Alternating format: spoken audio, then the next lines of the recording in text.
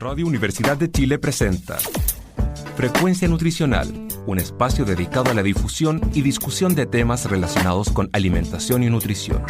Hola a todos, a todas y a todos, muy buenos días, sean bienvenidos a un nuevo programa de Frecuencia Nutricional en sintonía con tu bienestar. Un programa de conversación y difusión de diversos temas de alimentación y nutrición, tanto de actualidad nacional como internacional. Estamos muy felices de comenzar un nuevo programa en el que, como cada sábado, entregamos un poco de nuestro conocimiento, ya que somos estudiantes de nutrición y dietética de la Universidad de Chile. Mi nombre es Ivania Alarcón y hoy estoy con mi querida Sabri. ¿Cómo estás, Sabri? Hola a todos, todas, todos, muy bien. Hola Ivania, primera vez aquí locuteando las dos. Así es. Una nueva experiencia para ambas, espero que salga todo súper bien. Y bueno, darles la bienvenida a todos los que nos están escuchando en este momento. Se nos viene un programa muy entretenido. Aprovecho de presentar inmediatamente a nuestra invitada, que es Carla Cañete. ¿Cómo estás, Carla? Bien, muchas gracias por la invitación. Muchas gracias a ti, súper bien. Bueno, entonces, antes de partir, les vamos a presentar, ¿no es cierto?, nuestras redes sociales, como cada semana. Nos pueden encontrar en Instagram como @frecuencia nutricional, nos pueden encontrar también en Facebook como Frecuencia Nutricional Radio U de Chile, en Spotify y YouTube como Frecuencia Nutricional, para que no se pierdan todos los programas, todas las publicaciones, las trivias que estamos ahí haciendo, material muy entretenido e informativo para que vayan inmediatamente y nos sigan. Así es. Y bueno, hoy tenemos un tema muy importante, creo que va a ser de mucha ayuda para muchas mamás, también para los familiares, ¿cierto?, que nos pueden estar escuchando. Y el tema de hoy es nutriendo mi embarazo, ¿cómo me debo alimentar? Y hoy, bueno, nuestra invitada Carla Cañete nos va a estar respondiendo algunas preguntas, también vamos a dar algunos mitos de verdad y vamos a comenzar con la primera pregunta y que responde un poco al tema del día de hoy, y es ¿por qué es importante alimentarnos de forma variada durante el embarazo, Carla? Ok, ya, primero, una alimentación variada es importante mencionar que tenga todos los grupos de alimentos que conocemos, los que son los cereales, las frutas, verduras, fuente proteica, ya sea de origen vegetal, origen animal, legumbres, carnes, huevos, lácteos en comillas, que es como si es que comen lácteos lo incluyen, si no los comen no lo incluyen, o bebidas vegetales, y un grupo de alimentos que en Chile de a poquito se ha ido introduciendo diariamente, pero que deberíamos tenerla todos los días, son los alimentos ricos en lípidos, que son los que nosotros conocemos nutricionalmente, que incluyen los frutos secos, las semillas, la palta, por ejemplo, que igual es como no es tanto un fruto seco, pero está dentro del grupo, que deberíamos consumir ojalá diariamente, especialmente que son las semillas y frutos secos. ¿Por qué? Principalmente por sus aportes de omega 3, que ahí hay que diferenciar entre lo que es el origen animal y el origen vegetal, pero de omega 3, de fibra, principalmente, que en Chile tenemos un muy bajo consumo de fibra. Así que eso. ¿Y por qué es importante? Porque la madre, o la futura madre, en este caso la embarazada o gestante, está recibiendo los nutrientes para ambos, para su hijo o hija y para ella. Y a pesar de que el feto quizás todavía es muy chiquitito las primeras semanas, es fundamental que se entreguen los nutrientes necesarios. No es como que coma más, no es que tenga que comer como en exceso de nutrientes, sino que lo que requiere, lo mínimo o lo suficiente para que ella se nutra adecuadamente y también su bebé o futuro bebé o embrión o feto, lo que todavía esté en su fase. Claro, pero es como el mito que dicen de que no hay que comer por dos, ¿no es cierto?, en el embarazo. Exacto, especialmente los primeros 3 meses es casi como si la mujer no estuviese embarazada, excepto por algunos nutrientes que vamos a hablar. Pero en la parte como calórica, por así decirlo, de energía, es casi como una mujer no embarazada. Carla, entonces solo para desmentir el mito o no, ¿en el embarazo se debe comer por dos? ¿Mito o verdad? Mito totalmente. Hay que un poquito aumentan los requerimientos de energía de algunos nutrientes en el segundo y tercer trimestre, pero no hay que comer por dos, por así decirlo. No es necesario y tampoco es algo bueno, en comillas, para lo que es la formación de ese feto y las complicaciones que puede traer después para el parto o durante el resto del embarazo.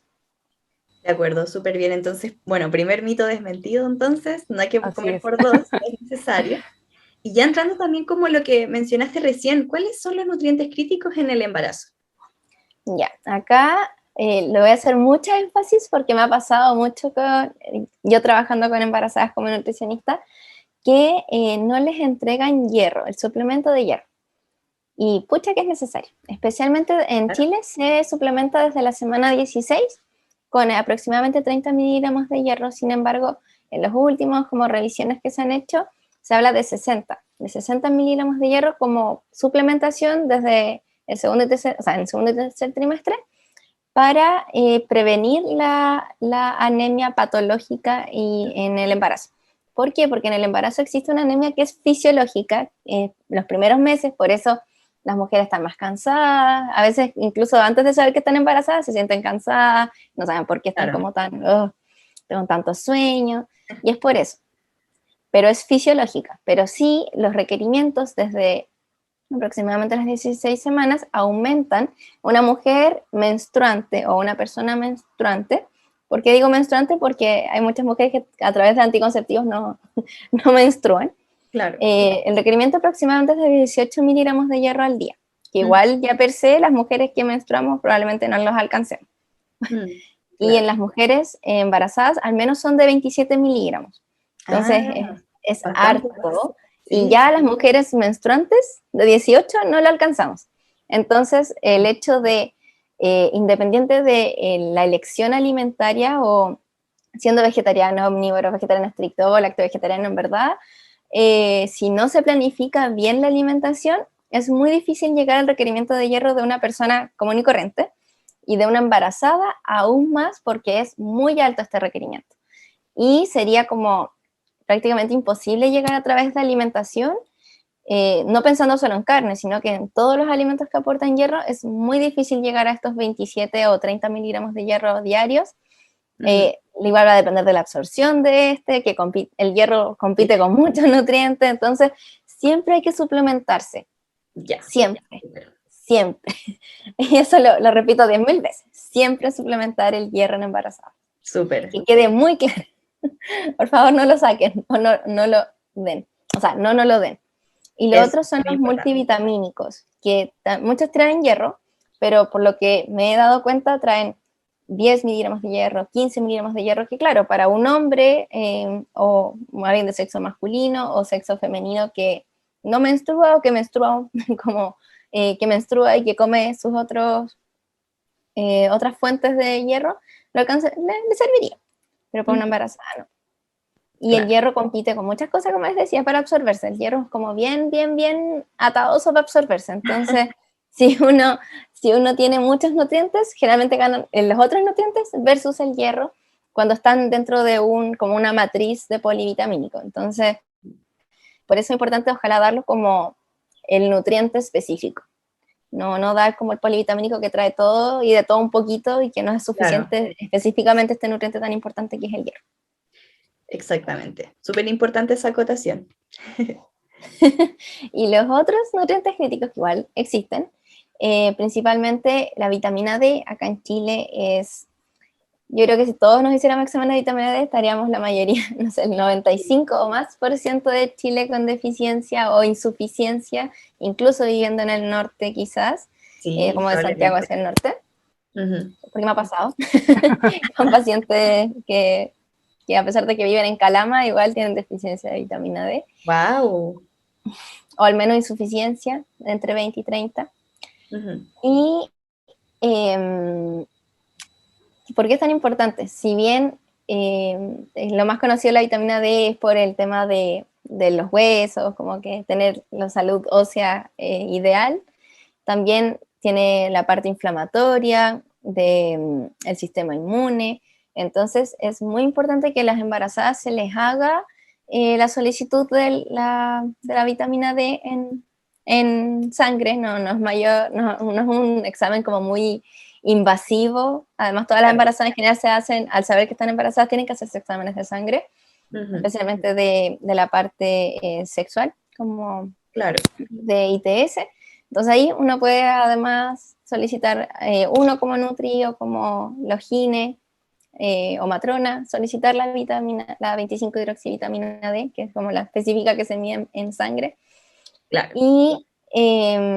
Y saber desde el principio si tiene insuficiencia, deficiencia, o si está en niveles como adecuados, pero justito, entonces mejor suplementemos como profiláctico.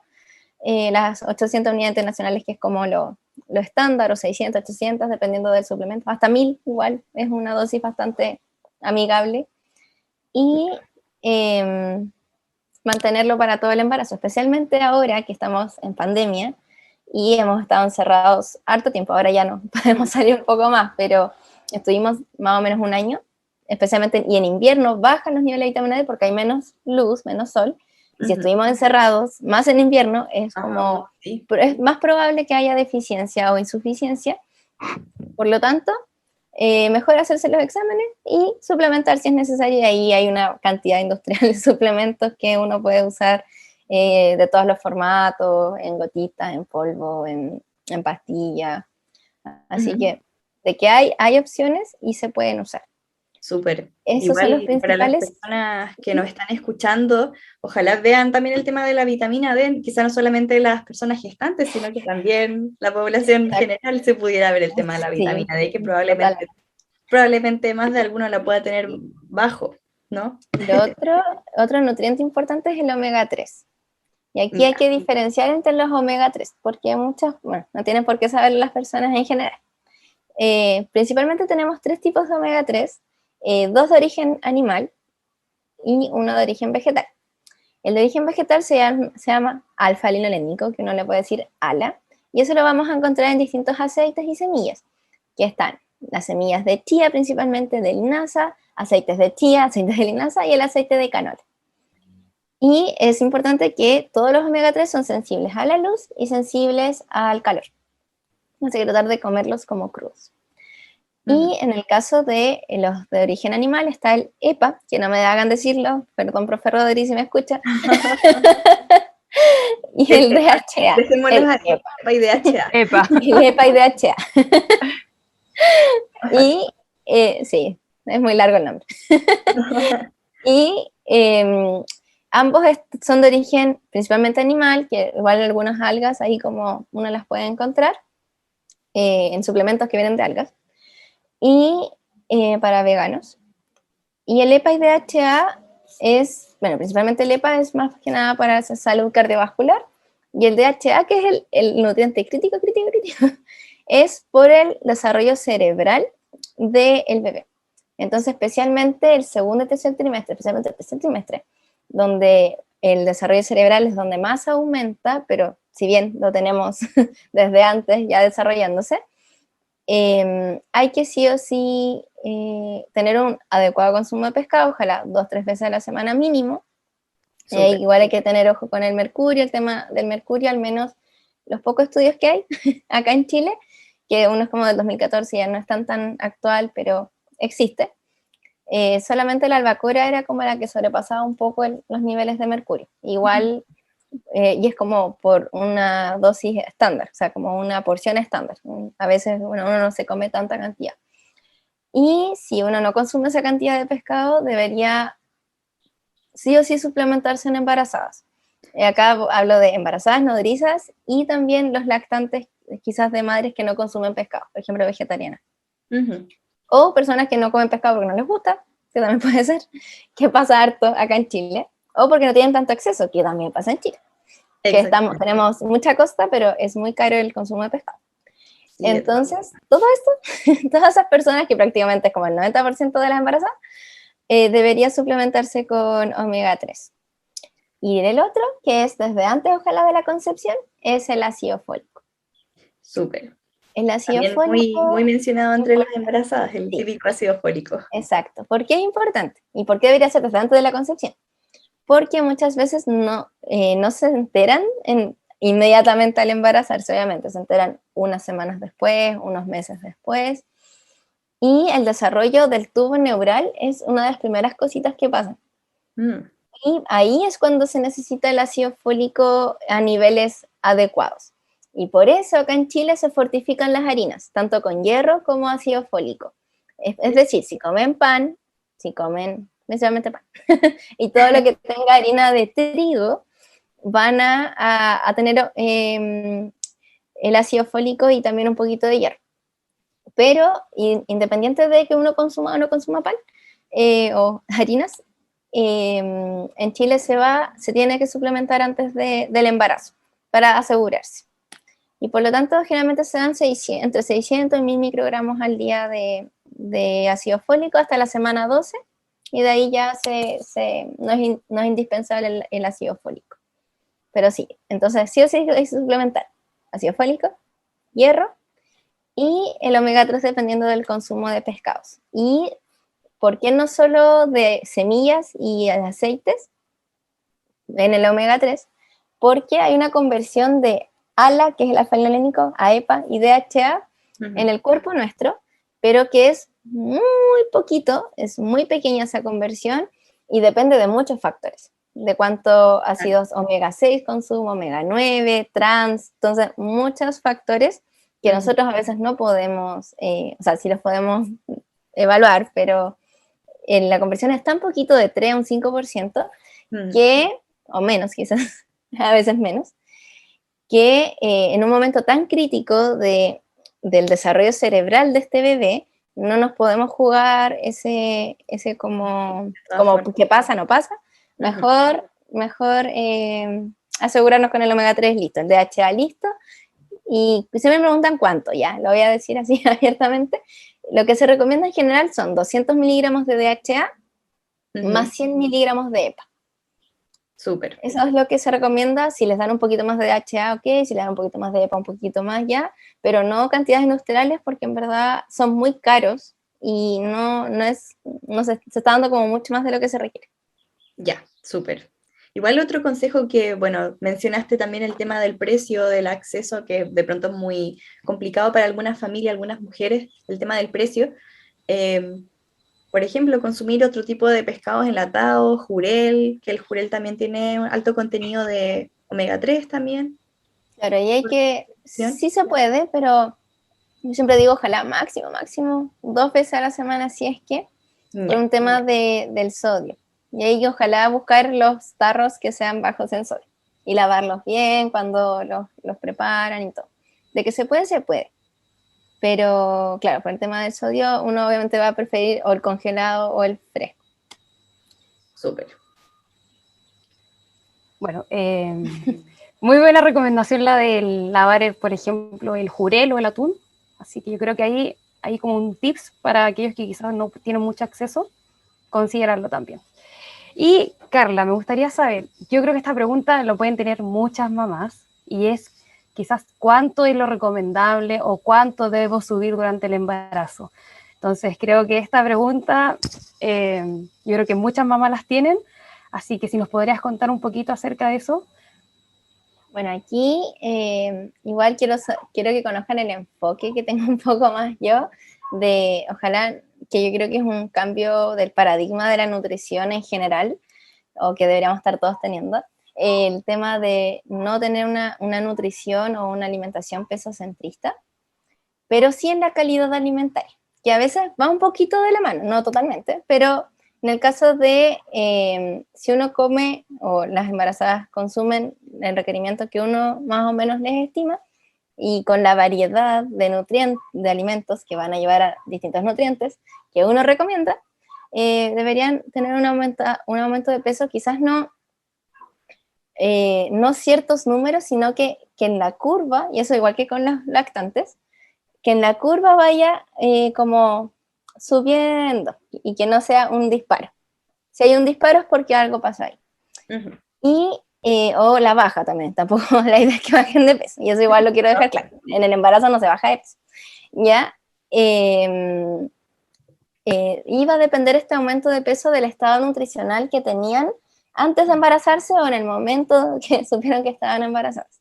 En general es el pregestacional, que es antes de estar embarazada. En el caso de alguien que, estas son las recomendaciones más actuales del MinSal, en alguien que inicia su embarazo bajo peso, es decir, con índice de masa corporal, que ya sabemos que el IMC tampoco es tan relevante dentro de la evaluación del estado nutricional, pero así es como se valora la embarazada. Alguien de bajo peso, es decir, IMC menor a 18.5, sería de 420 a 520 gramos a la semana, pero desde la semana 11. Entonces yo, como les decía, las primeras 10 semanas como si uno no estuviese embarazado.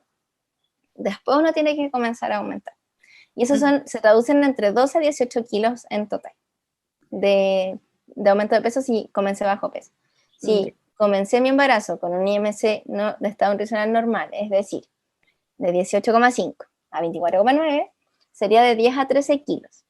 En el caso del sobrepeso, es decir, IMC 25 hasta 29,9, sería de 7 a 10 kilos, y en obesidad, que sería del IMC 30 hacia arriba, es de 5 a 7 kilos. Si uno piensa el incremento de peso de una persona con obesidad, que es de 5 a 7 kilos, en realidad es como casi pura guagua.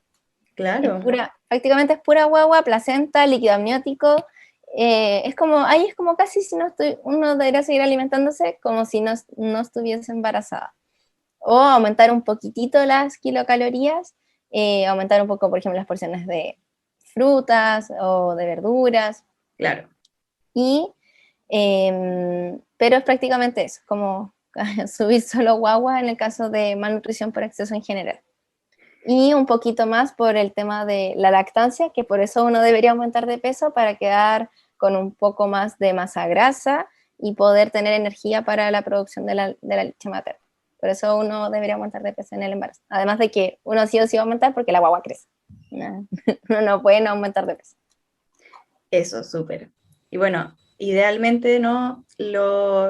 Lo más ideal en este caso, valga la redundancia, sería como iniciar el embarazo con un estado nutricional normal, ¿no? Como para evitar posibles riesgos más adelante.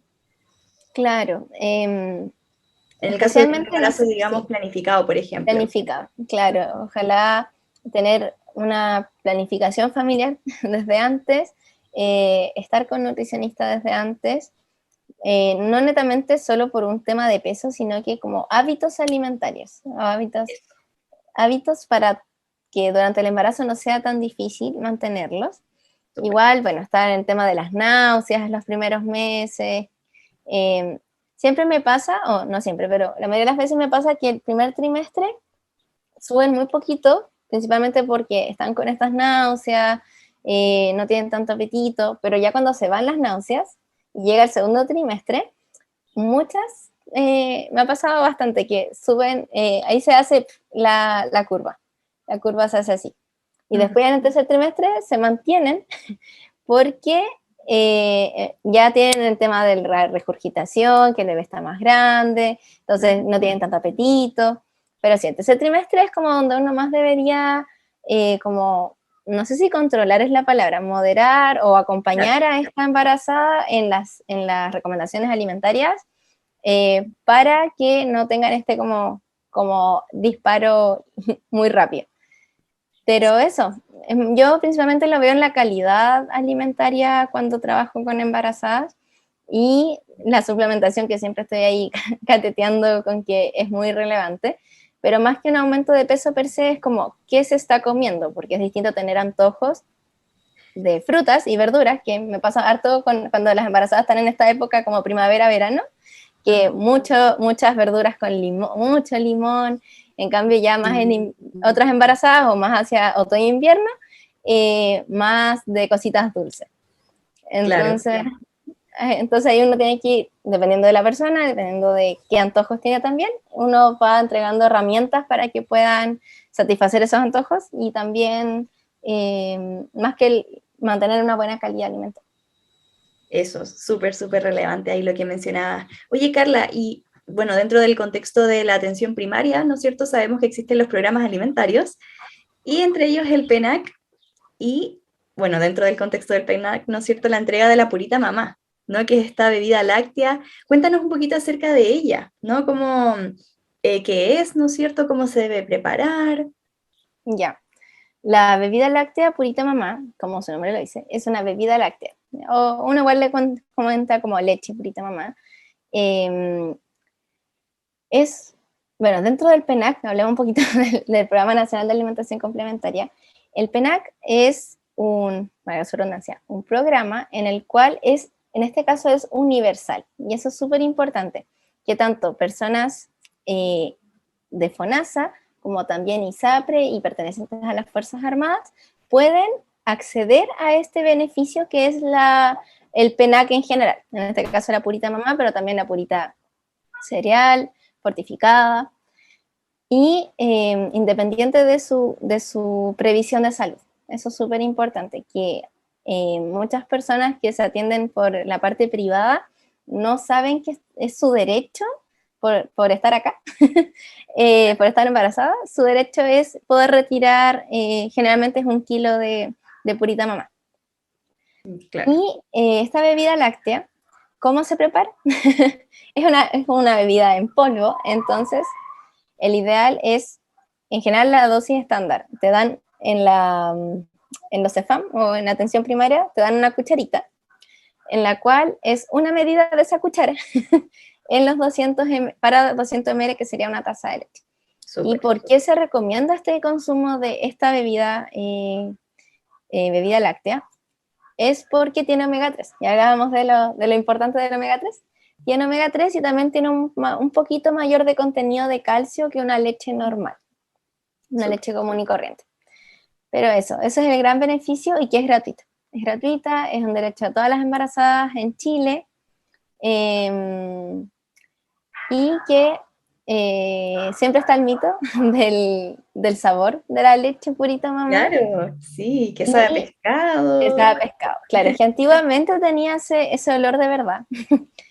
De verdad tenía un olor a pescado. Sin embargo, actualmente se renovó la fórmula, y ya no tiene ese olor tan fuerte. Lo que sí hay que tener ojo de que no hay que prepararla con agua hirviendo, porque al echarle el agua muy caliente se libera ese olor, y además, como le decíamos antes, que el omega 3 es sensible al calor y a la luz. Al tener, si uno le pone agua hirviendo, el omega 3 ya no sirve. Claro. Entonces hay que tratar de mantener una temperatura tibia del agua, agua hervida, y que esté tibiecita, no que esté hirviendo. Y ahí evitamos también el olor a pescado. Súper, muy buenas recomendaciones.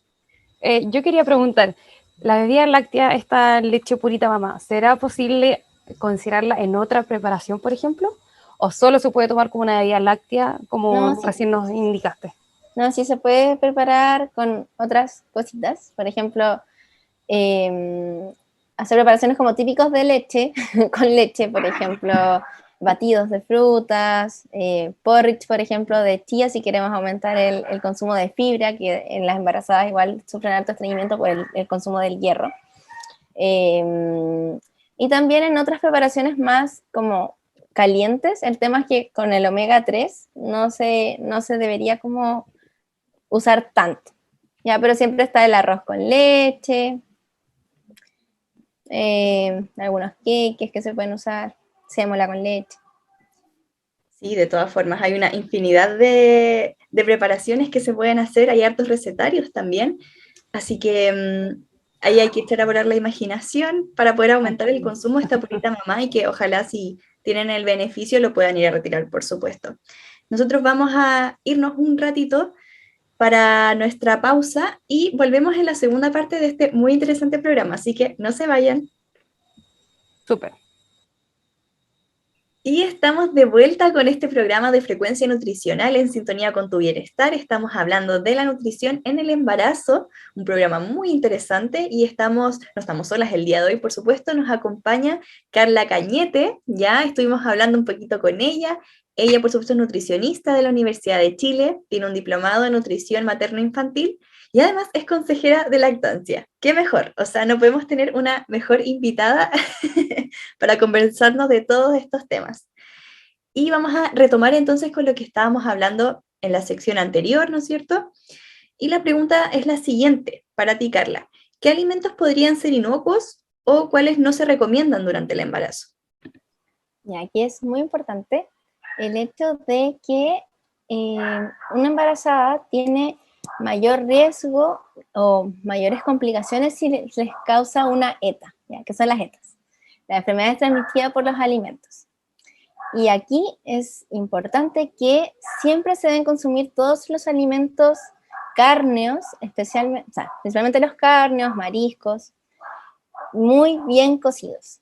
Y acá sale el sushi, que venga obviamente crudo, también los crudos, el ceviche, que sean de carnes, obviamente, todo eso evitarlo, y también tratar de evitar el comprar como fuera de casa, o en un lugar que sea muy establecido, porque puede que sea algo cocido, pero sabemos que las ETAs también se pueden producir por contaminación cruzada, es decir, ya, yo no comí carne, pero comí una ensalada, y la ensalada tenía este microorganismo que generó la ETA.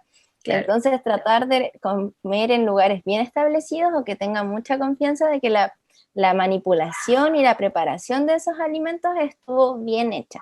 Igual, evitar los lácteos no pasteurizados. Por ejemplo, cuando uno va en la carretera y compra su quesito de cabra, su quesito de oveja, eso tratar de evitarlo a menos que sea envasado y que diga que fue hecho con leche de tal animal pasteurizado. ¿Qué es la pasteurización? Ponen cierto tiempo, a cierta temperatura, la leche para que se eliminen la mayor parte de los microorganismos. Si no se hace eso, corremos el riesgo de la listeria. Y la listeria es una bacteria que puede generar abortos espontáneos. Por eso es tan importante evitar esto en lo que es el embarazo. Super. Eso principalmente, pero sí hay que tener ojo con todos los alimentos carnes medios crudos, nada de carne a punto, no, nada de eso. Y la manipulación en general, y en la casa también, un adecuado lavado de manos, que ahora con la pandemia todos sabemos, deberíamos saber cómo lavarnos bien las manos, y evitar la contaminación cruzada también en la casa, alimentos crudos con alimentos cocidos, no sé, o alimentos crudos con verduras, y tratar de no mezclarlos, usar otras tablas o lavar la tabla. Todos esos cuidados que todos debemos tener en la casa. Carla, y ahí quizás mencionar un poquito el tema del consumo de alcohol, ¿no? Que también es en el embarazo, sí, ¿no es cierto? En medida de lo posible. Por lo menos, exacto, por lo menos las recomendaciones que hasta ahora conocemos son que evitar a todo costo el alcohol.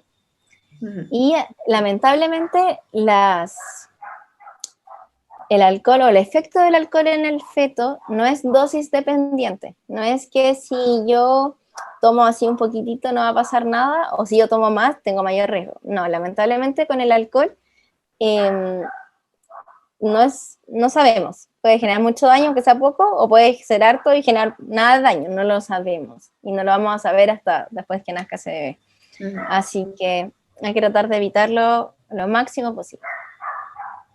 Super. Carla, y hablando de esto del alcohol, hay un mito que dicen que después de los 3 primeros meses de embarazo se puede tomar alcohol.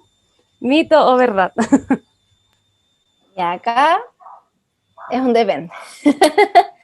Aquí depende de muchas cosas. ¿Qué pasa? El alcohol da vueltas por la sangre, ¿cierto? Está por ahí dando vueltas, y desde nuestra sangre se forma la leche materna. Entonces, si el alcohol está por la sangre, va a pasar a través de la leche materna. Y eso es real, pasa.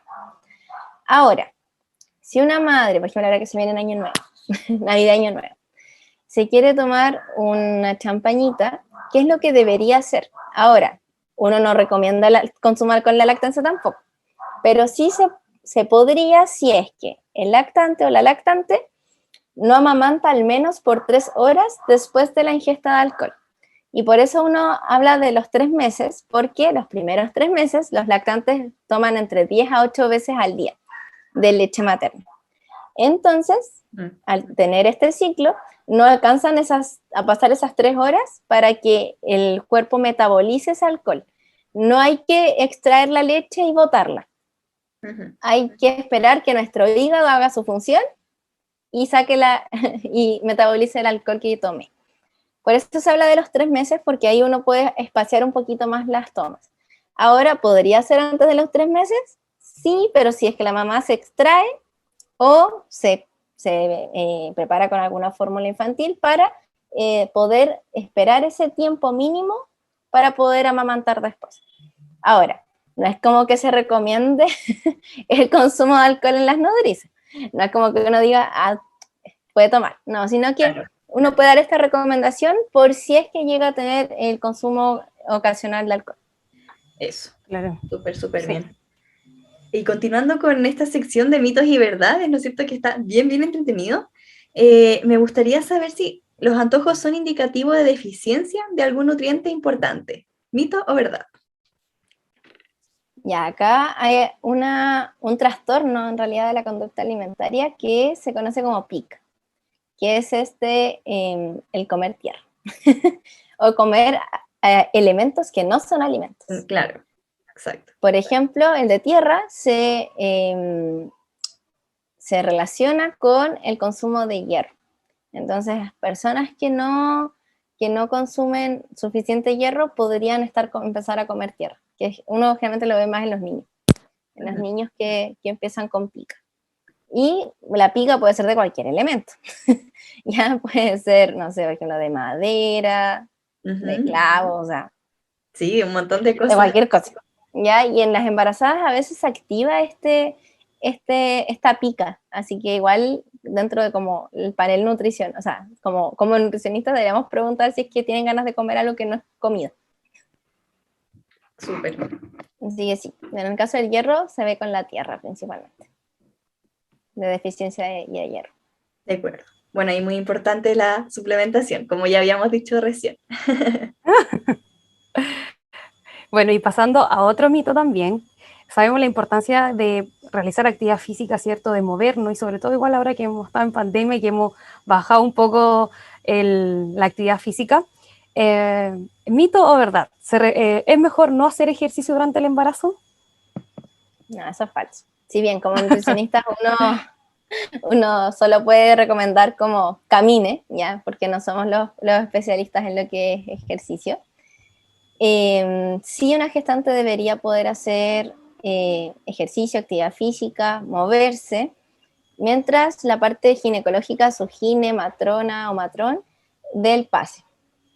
Para mí, cuando me preguntan, yo siempre recomiendo haz algo, independiente, camina, porque es lo que uno puede decir, pero mientras el gine, generalmente después de las 16 semanas, dan como bien el pase de, ya, haz ejercicio, y si hacías ejercicio de antes, probablemente le voy a decir, manténlo, porque ya estabas como ejercitada, si vas a empezar ahora, hazlo ojalá con profe de educación física o kinesiología, que es lo que siempre recomiendo. Y ahora uno puede encontrar yoga para embarazadas, pilates para embarazadas, muchas cosas para embarazadas. Entonces, uno debería asesorarse con el profesional que corresponde, pero de que se puede, se puede. No es como que por estar embarazada uno tiene que estar sí o sí en cama, no, a menos que se dé la indicación de reposo absoluto y reposo relativo. Claro, sí, eso es súper importante. Si no es un embarazo de alto riesgo, entonces adelante, actividad física, y hay muchas opciones, como bien dijiste, yoga, ¿cierto? Así que mito totalmente de que no se puede hacer ejercicio. Sí, de todas formas. Y ahora que están todas estas, por ejemplo, yo he visto muchos ejercicios que hacen con estas pelotas de yoga también, de estiramientos, por ejemplo, de piso Ahí es importante, también. Sí, ahí es importante el tema del piso pélvico como para prepararse para el parto, así que es súper recomendable.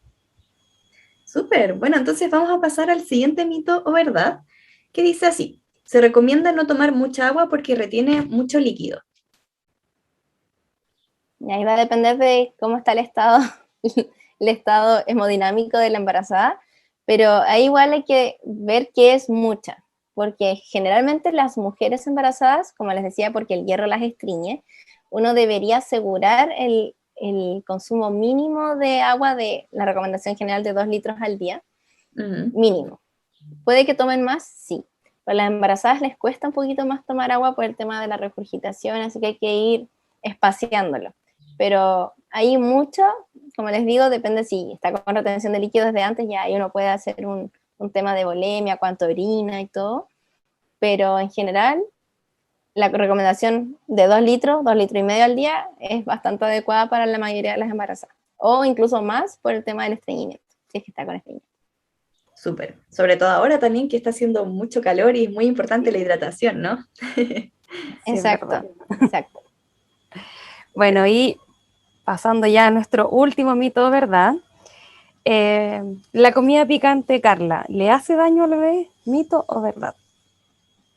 No, mito, No. mito. Ahora, ¿qué pasa? Ya, dentro de la placenta actualmente se sabe o se está estudiando que los sabores pasan y pasan. Y a través de la leche materna también pasan los sabores, pero eso no es algo negativo, eso es algo extremadamente positivo porque cuando el bebé o la bebé empiece la alimentación complementaria al sexto mes, va a tener distintos sabores ya conocidos a través de la leche materna o del líquido amniótico incluso. Ujú. El picante o los alimentos irritantes, por ejemplo, las legumbres, la cebolla, pimentón, ya, frituras, le pueden sí generar malestar a la mamá. A ella sí, sí, o a la embarazada. Claro. A ellas les puede generar el malestar. Ellas se pueden hinchar, ellas quizás van a tener más regurgitación si están ya más hacia el tercer trimestre, que las cosas como frituras o alimentos muy contaminados, condimentados, pueden generar más regurgitación, pero no es por el hecho de que le vaya a hacer algún daño o malestar al bebé, sino que es por ella. Claro. Por ella uno podría quizás dar una alimentación un poco más liviana, ojalá sí, siempre evitar las frituras como siempre, siempre, pero las embarazadas o nodrizas generalmente van a identificar los alimentos que les generan malestar. Por ejemplo, principalmente ya desde el tercer trimestre, las bebidas o las gaseosas en general, cosas que tienen gas, alimentos que tienen gas, van a generar mayor regurgitación, entonces tratar de evitarlos. Pero no es por el bebé, es por ella, es por la mujer embarazada o gestante. Súper. Súper. Y hablaste recién de la regurgitación, ¿no es cierto? Y también es muy común el tema de los mareos, ¿no? En las embarazadas. Ahí desde el punto de vista nutricional, ¿qué podríamos hacer? Bueno, en el tema de regurgitación es esto de evitar los alimentos irritantes, dormir en 45 grados, no totalmente acostada, evitar comer antes de 2 horas, ojalá antes de acostarse, no hacer como actividades muy como extenuantes después de comer, porque se va a volver la comida. Y en el caso de, por ejemplo, las náuseas principalmente, se puede recomendar alimentos más fríos, no tanto calientes, y eso principalmente. Y lo mismo, como fraccionar la alimentación, que no comer grandes cantidades, sino que pequeñitas, de a poquitos durante el día. Ahí es donde uno usa mucho las colaciones, especialmente tanto en el primer trimestre como en el segundo trimestre, tercer trimestre. Porque no pueden, en el caso del primero, por las náuseas no comen tanto, y en el tercero, por la guagua, que ya está grande, creciendo mucho, no comen tanto. Entonces, ahí hay que fraccionar la alimentación y hacer uso de nuestros conocimientos de cómo, en poquita cantidad, tener una densidad calórica un poquito mayor. Eso, súper importante y muchas recomendaciones. Ahí ayuda mucho los frutos secos. Eso, los frutos secos y las semillas ayudan harto porque en poquita cantidad tienen una densidad calórica bastante buena y de una calidad bastante muy buena. Claro, un buen perfil lipídico también, de ácidos grasos, así que súper buen alimento. Sí. Ya nos estamos acercando al fin del programa. Carla, no sé si te gustaría cerrar este bloque de alguna manera, alguna conclusión que te gustaría o algún mensaje para nuestra audiencia. Tips, algo. Suplementense. Suplementense con hierro.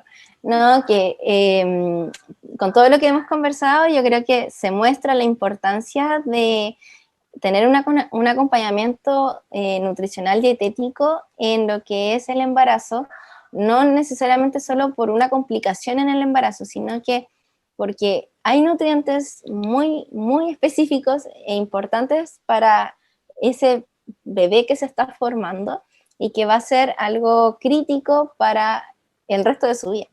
Entonces, por eso es tan importante que embarazadas y también las nodrizas puedan tener su nutricionista de cabecera, independiente de quién sea, que ojalá sí esté dedicada a esta área, para que le puedan entregar los nutrientes necesarios y también el acompañamiento en lo que son los antojos también, porque me pasa mucho que muchas embarazas se sienten culpables por tener antojos o culpables porque van aumentando de peso, y no, si es parte de como natural de que van a subir de peso porque la guagua crece, y los antojos son parte de también. No a todos les pasa, pero a la mayoría les pasa que tienen antojo, independiente de cuál antojo sea. Entonces, este acompañamiento es muy relevante, y también importante que todos los profesionales de salud que trabajan con embarazadas no las hagan sentir culpables por esto. Porque, como les digo, es algo natural. Bueno, muchas gracias, Carla, por habernos acompañado el día de hoy, por habernos educado en esta sección. ¿Hay algún saludo que te gustaría mandar en particular, alguna persona? No. Saludos a mi mamá. Saludos a la mami entonces. Ivani, ¿algún saludo que te gustaría mandar?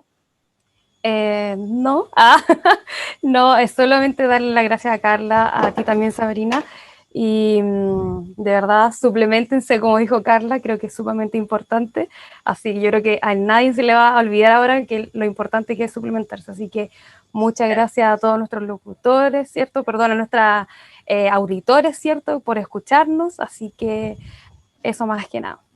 Eso, muchas gracias, nos estamos viendo entonces Gracias la próxima por la semana. invitación. Muchas gracias. Chao, chao. Chau.